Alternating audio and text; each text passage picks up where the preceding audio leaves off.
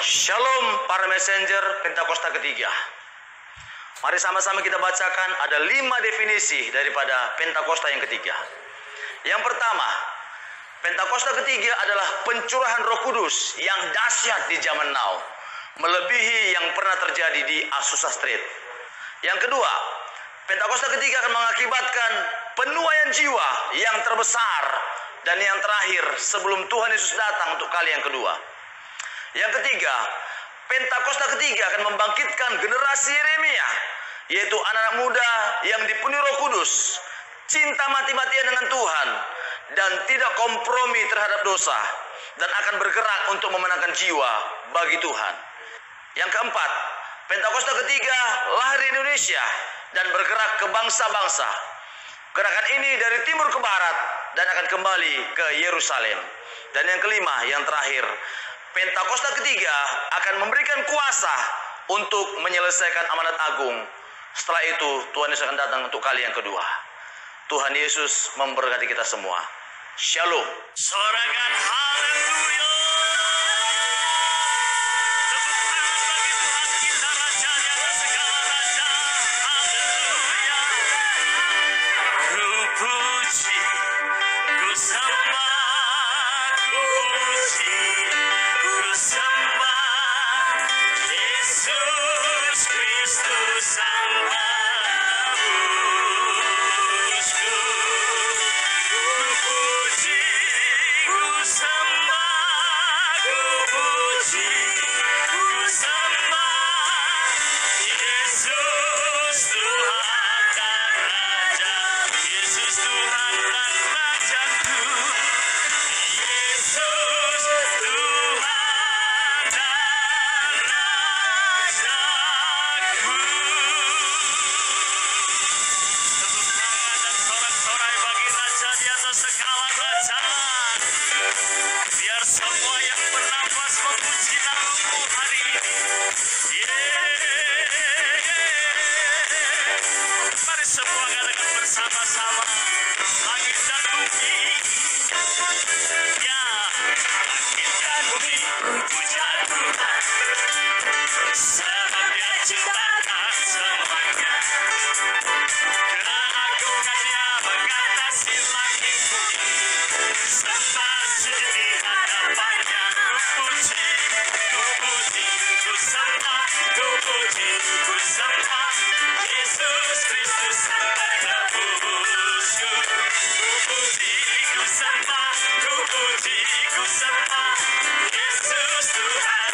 Mari sorakan haleluya, haleluya, amin, haleluya, amin,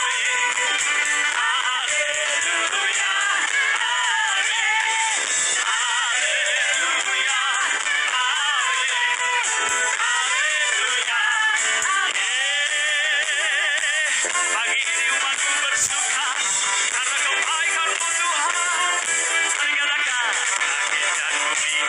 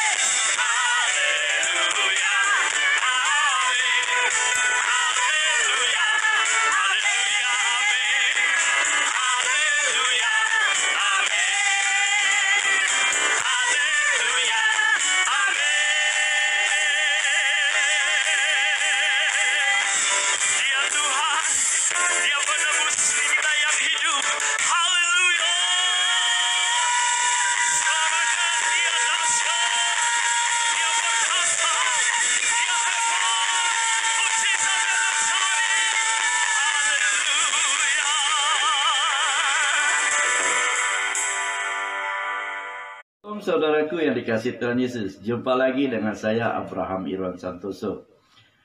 Tanpa terasa sudah 3 bulan kita berdiam diri di rumah masing-masing. Tapi satu hal yang saya percaya,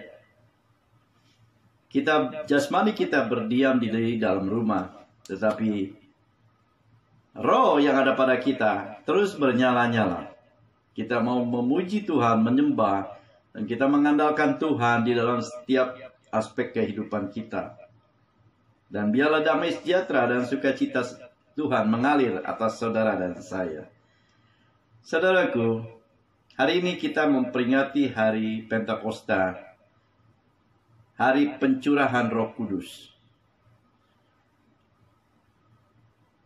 Mungkin banyak orang bertanya, apa kaitannya Roh Kudus dengan Tuhan Yesus?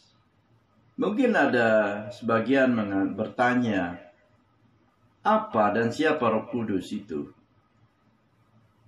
Mari kita belajar hari ini melalui firman Tuhan.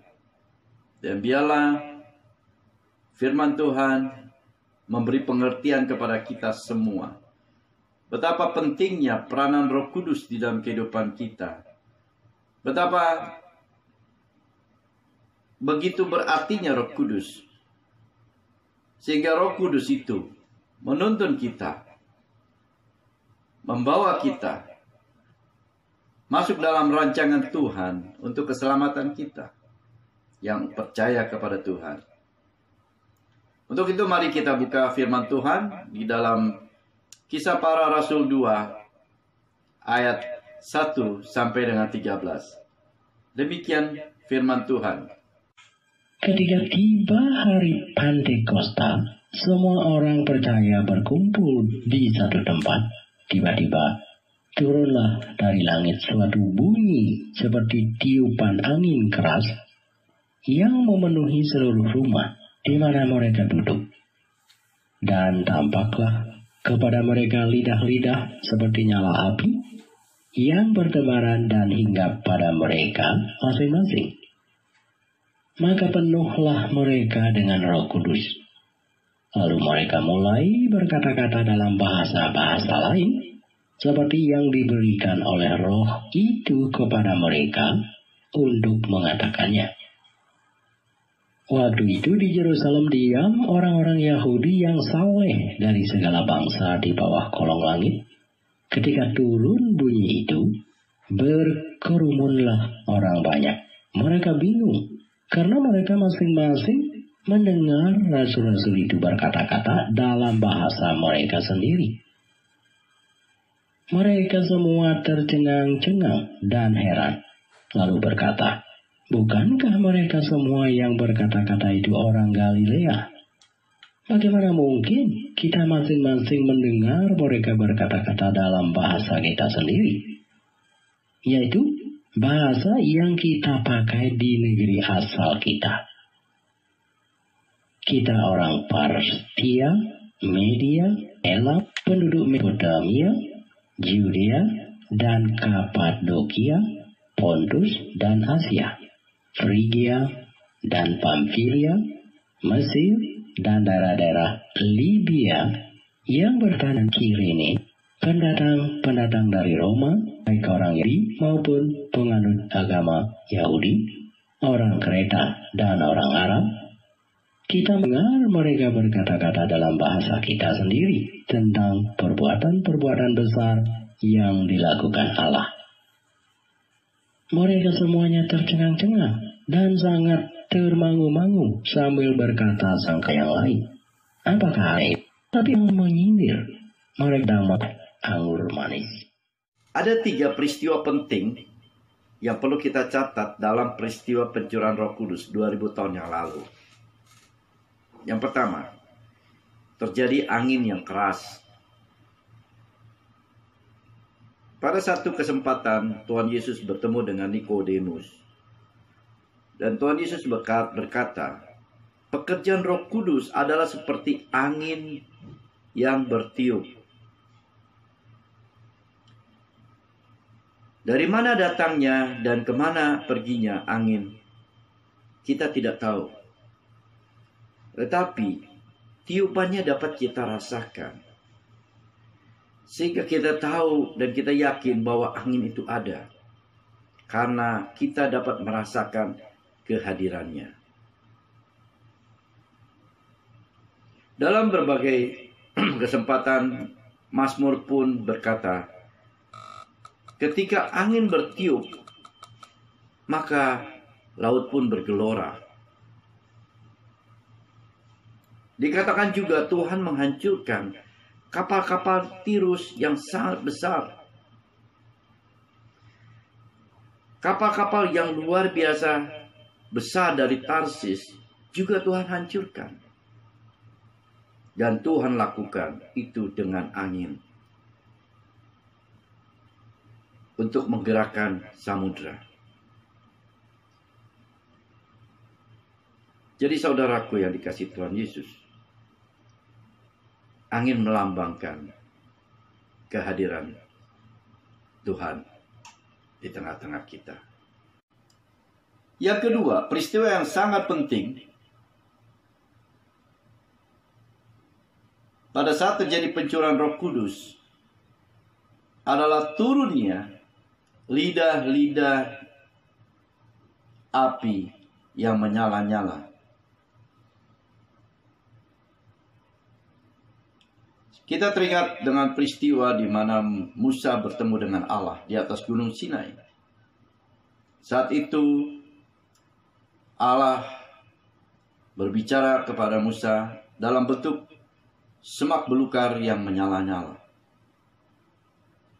Dalam bentuk api yang menyala-nyala.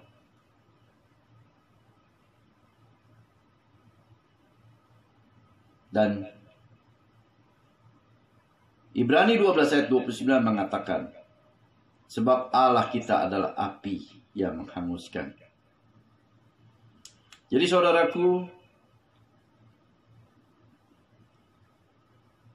api juga menandai lambang daripada kehadiran Tuhan.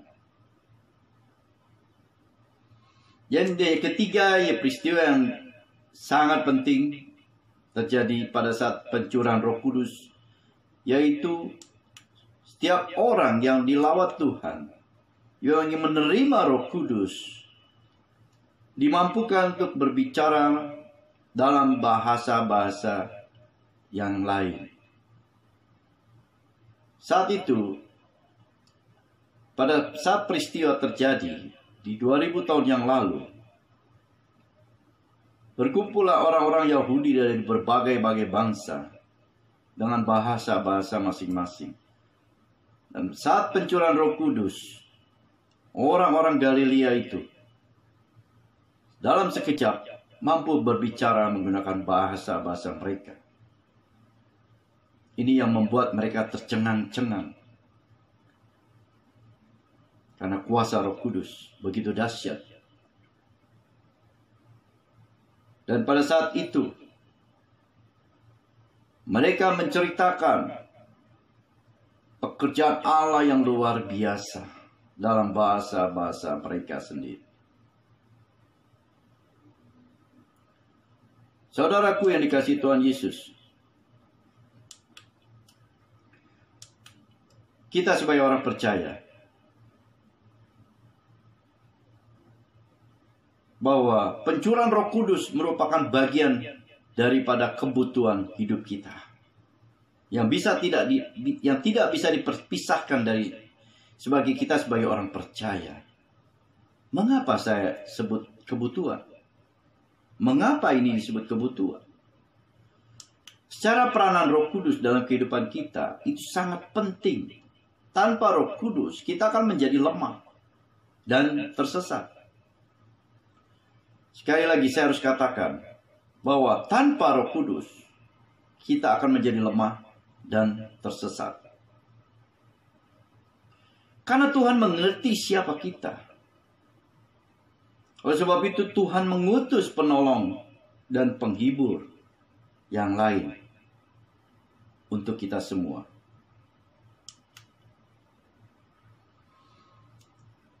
Saudaraku, Roh Kudus adalah janji Allah. Tuhan menjanjikan Roh Kudus-Nya untuk tinggal di dalam kita sebagai orang percaya. Di dalam Perjanjian Lama, firman Tuhan mencatat. Mari kita baca di Yeskiel 36 ayat 27.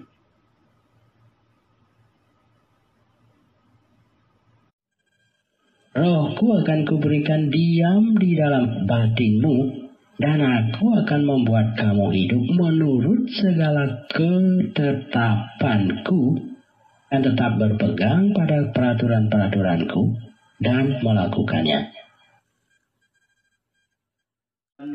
Kepada kita, Roh-Nya tinggal di dalam kita. Agar kita mampu menuruti segala ketetapan-ketetapannya. Dan kita mampu untuk memegang peraturan-peraturannya dan melakukannya. Tanpa Roh Kudus, tanpa Roh Allah, kita tidak akan mampu.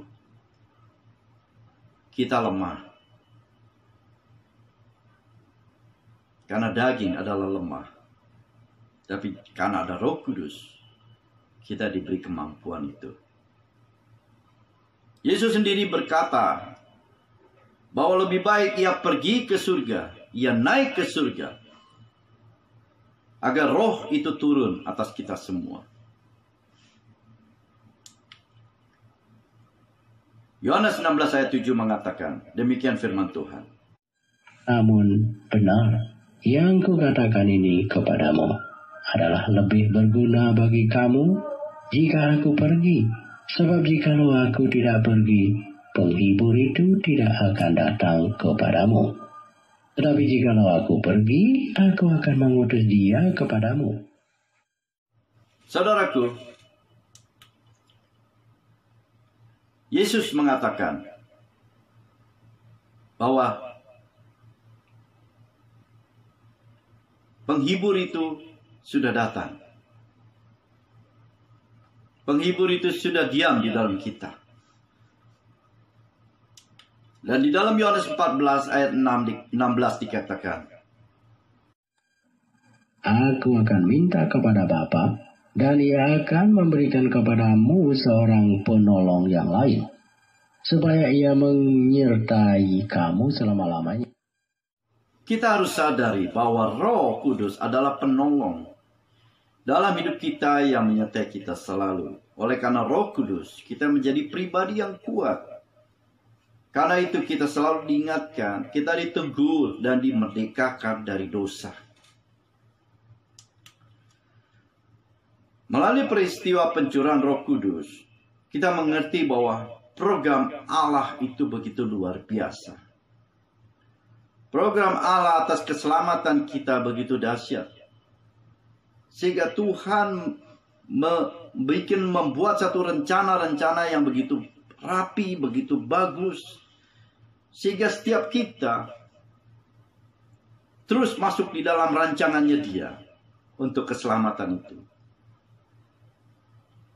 Dan Tuhan menghendaki agar setiap orang percaya menerima Roh Kudus sebagai penolong, menuntun kita untuk terus kita bisa menjadi serupa dengan Kristus. Dan saya percaya, ini bukan karena kebetulan. Desain Allah ini, program Allah ini, tetapi memang sudah direncanakan. Saudaraku, bukan kebetulan kalau Roh Kudus tercurah pada hari Pentakosta. Saudara, apa itu Pentakosta? Pentakosta berasal dari bahasa Yunani artinya Pentekoste, hari yang ke-50. Itu merupakan hari raya terbesar kedua di dalam tradisi Yahudi. Di dalam kitab Perjanjian Lama, hari Pentakosta sudah dicatat di dalam Keluaran 34 ayat 22. Di dalam Imamat 23 ayat 15. Dan di dalam Ulangan 16 ayat 9. Itu adalah hari raya 7 minggu bagi bangsa Yahudi. Dan bukan kebetulan hari raya 7 minggu itu tepat waktunya di mana hari pencurahan Roh Kudus terjadi.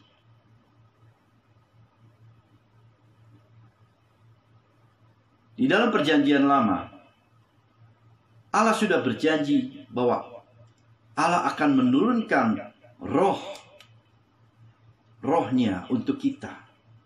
Di dalam Yoel 2 ayat 28 dan 29 mengatakan demikian firman Tuhan. Kemudian daripada itu akan terjadi bahwa aku akan mencurahkan rohku ke atas semua manusia.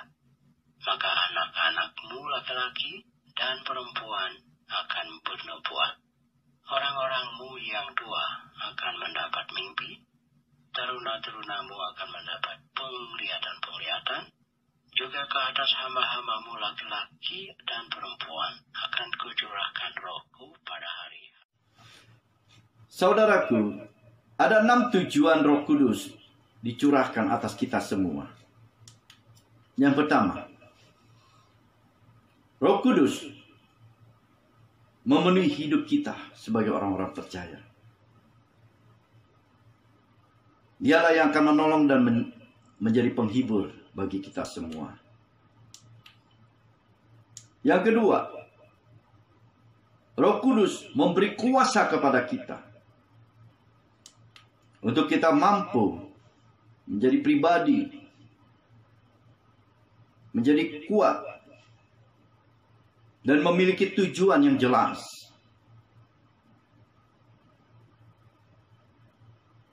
Dan yang ketiga, kita dimampukan untuk menjadi saksi-saksi Kristus. Dan melakukan penginjilan, memberitakan kabar baik. Dan itu semua dilakukan. Kita tidak pernah takut karena ada Tuhan menyertai kita semua. Petrus, pada saat Roh Kudus menyertai dia, ada kuasa yang menyertai Petrus. 3.000 orang bertobat. Bukan karena hebatnya Petrus, tetapi ada kuasa Roh Kudus yang menyertai Petrus. Oleh sebab itu, saudaraku, biarlah kita terus berjalan menjadi saksi Kristus dimanapun kita berada. Dan yang keempat, makna dari pencurahan Roh Kudus adalah kuasa pertobatan dan pemulihan. Saya percaya setiap orang yang dijamah oleh Roh Kudus, dipenuhi oleh Roh Kudus, maka terjadi suatu perubahan hidup. Life changing. Menjadi sesuatu yang baru. Berbalik dari yang jahat. Berbalik dari cara yang salah. Dan pemulihan terjadi atas kita semua. Saudaraku, yang kelima, arti dari pencurahan Roh Kudus menggerakkan kebangunan rohani atas kita semua. Oleh sebab itu, biarlah kita dipenuhi terus oleh Roh Kudus. Pada saat kita dipenuhi oleh Roh Kudus, maka rohani kita terus akan dibangun dan mengalami terus menyala-nyala di dalam Tuhan. Dan akan terus bertekun membangun pertemuan-pertemuan kudus. Dan yang keenam, memampukan untuk melakukan firman Tuhan. Di dalam Yeskiel 36 ayat 27 dikatakan, jelas, mengingatkan bahwa kita akan dimampukan untuk melakukan setiap ketetapan dan peraturan-peraturan Tuhan. Oleh sebab itu, saudaraku yang dikasihi Tuhan Yesus, biarlah kita menghargai peranan Roh Kudus dalam hidup kita. Dan kita mau tunduk, kita mau taat atas kehendak Allah ini. Tanpa Roh Kudus, kita tidak mungkin bisa melakukan segala sesuatu yang Tuhan kehendaki. Biarlah kita dapat menghasilkan buah-buah roh yang terbukti dalam kehidupan sehari-hari kalau kita hidup di dalam roh. Galatia 5 ayat 16 mengatakan, maksudku ialah hiduplah oleh roh, maka kamu tidak akan menuruti keinginan daging. Jelas bahwa keinginan roh adalah bersama dengan Tuhan. Tetapi keinginan daging membawa pada kematian. Saudaraku yang kasih Tuhan Yesus, mari kita bersama-sama sebentar kita akan berdoa untuk menerima lawatan Roh Kudus. Untuk kita mau menerima lawatan dan urapannya, sehingga kita dipenuhi lagi dengan Roh Kudus. Yang suam-suam kuku, yang sudah mulai lemah, ayo kita bangkit kembali. Sebab itu, kita naikkan satu pujian sebelum kita berdoa. You are my hiding place, Lord.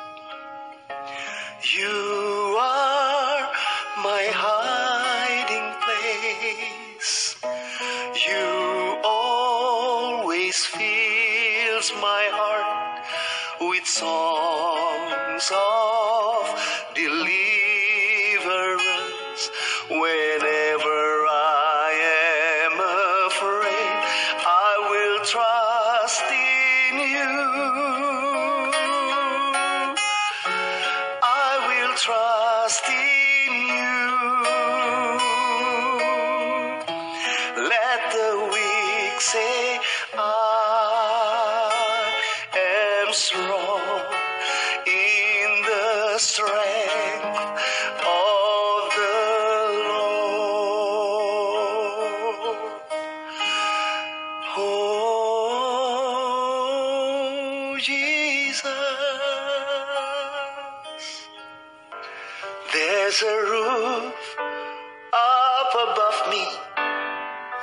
I've a good place to sleep. There's food on my table, shoes on my feet. You gave me your love, Lord, and a fine family. Thank you, Lord, for your blessings on me. Thank you, Lord, for your blessings on me.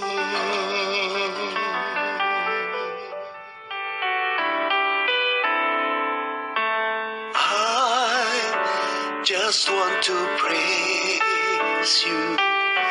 Lift my hands and say, I love you. You are everything to me, and I exalt your holy name on high. I just want to praise you. Lift my hands and say, I love you. You are everything to me. I exalt your holy name. I exalt your holy name. I exalt your holy name. Oh,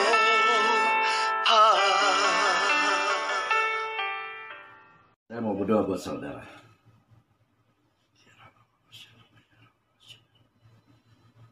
Bapa, kami percaya Engkau akan mencurahkan roh-Mu Tuhan, untuk meneguhkan kami.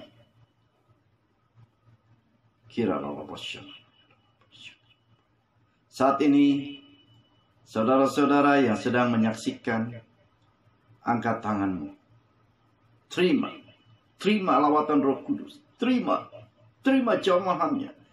Terima urapannya. Saat ini mengalir. Yes, dalam nama Yesus. Haleluya.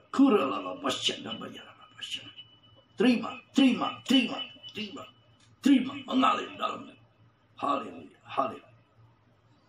Terima kasih Yesus. Terima kasih Bapa. Demikian ibadah kita minggu ini. Jemaat Tuhan tetap di rumah, jaga kesehatan Anda bersama keluarga.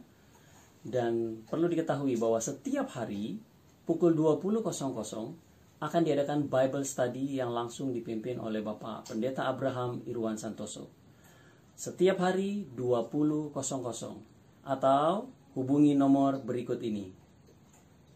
Oke. Melalui aplikasi Zoom, kita bersama-sama belajar tentang firman Tuhan. Tuhan Yesus memberkati. Selamat hari Minggu. Shalom. Saudaraku yang kekasih, kita akan mengakhiri ibadah ini. Kini saatnya saudara menerima berkat dari Allah Bapa. Arahkan hatimu, angkat tanganmu.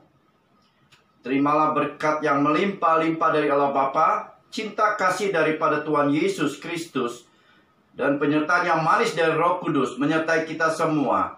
Sampai Tuhan datang kedua kali menjemput kita di awan-awan yang permai.